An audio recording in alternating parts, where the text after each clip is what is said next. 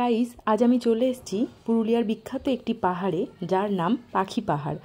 সুন্দরী পুরুলিয়া এমনিই তার প্রাকৃতিক সৌন্দর্যে ঝলমল করছে, আর এই বসন্তে তার রূপ আরও বহু গুণ বেড়ে যায়। পুরুলিয়া শহরের যে কোনো অংশ থেকে পাখি পাহাড় আসা যায়, কিন্তু আপনারা খুব সহজে যে স্টেশন থেকে আসতে পারবেন সেটা হলো বরাভূম স্টেশন। রাত 12টা 5 চক্রধরপুর এক্সপ্রেস হাওড়া থেকে ধরবেন এবং বরাভূমে নামাবে ঠিক সকাল 8টা নাগাদ। পাখি পাহাড় মূলত মাথা ফরেস্ট রেঞ্জে অবস্থিত, আর মূল যে পাহাড়টি, সেই পাহাড়টির নাম হচ্ছে মুড়াবুরু পাহাড়।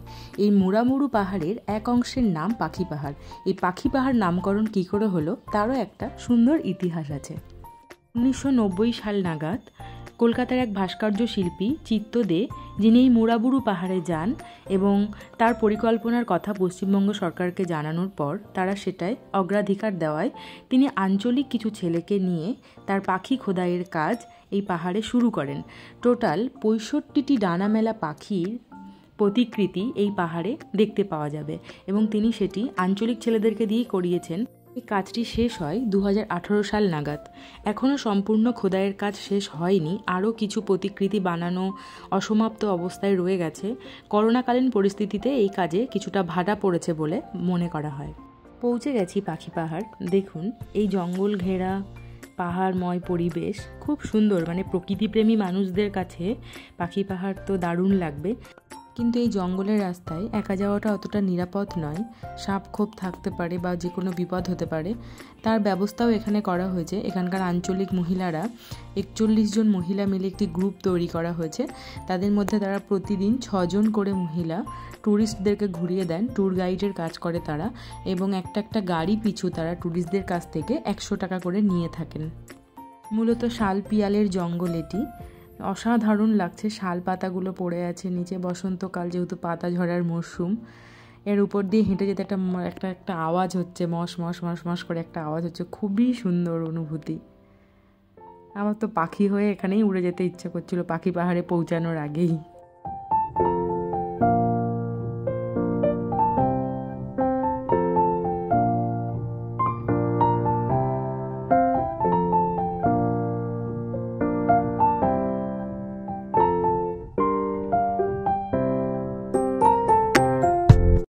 ছোট্ট ছোট্ট পাথরের টিলার ওপরে কিভাবে মূর্তিগুলি খোদাই করা হয়েছে। শিল্পী চিত্ত দে এবং এই আঞ্চলিক ছেলেরা তাদের অসাধারণ ধৈর্য নিয়ে এই মূর্তিগুলি খোদাই করেছেন। আমরা অজন্তা ইলোরা দেখেছি, দেখুন এখানে পাখিগুলি কি সুন্দর একসাথে উড়ে যাচ্ছে সংঘবদ্ধভাবে। এটা মূলত সংঘবদ্ধতারই প্রতীক। খুব ভালো লাগছে পাখি পাহাড়ে এসে, তার সাথে প্রকৃতি, শাল পিয়াল আর মহুলের গন্ধে মন তো ভরে যাচ্ছে। দারুণ দারুণ।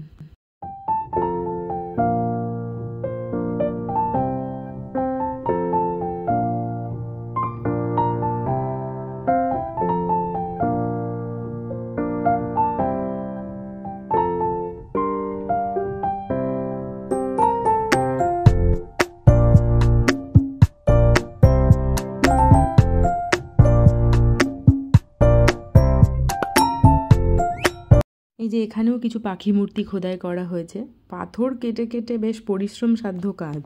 এগুলো আমরা অজন্তা ইলোরার গুহা চিত্রে দেখেছি, কিন্তু বিভিন্ন জাদুঘরে যে মূর্তিগুলো, ওগুলো পাথর বয়ে এনে হয়, আর এটা অরিজিনাল এখানে এসে স্পটে দাঁড়িয়ে পাথর খোদাই করা হয়েছে। যথেষ্ট পরিশ্রম সাধ্য।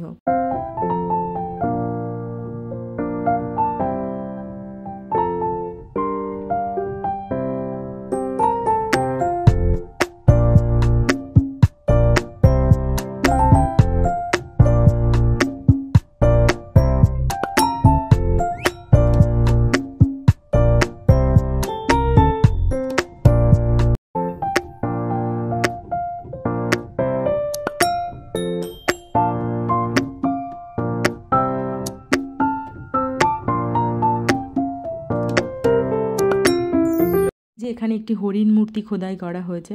কেবলমাত্র পাখি নয়, হরিণ, কচ্ছপ, নানান রকমের মূর্তি এই পাথরের টিলার গায়ে খোদাই করা হয়েছে।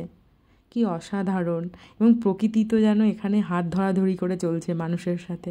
অসাধারণ, আসলে তো মন জাস্ট ভরে যাবে।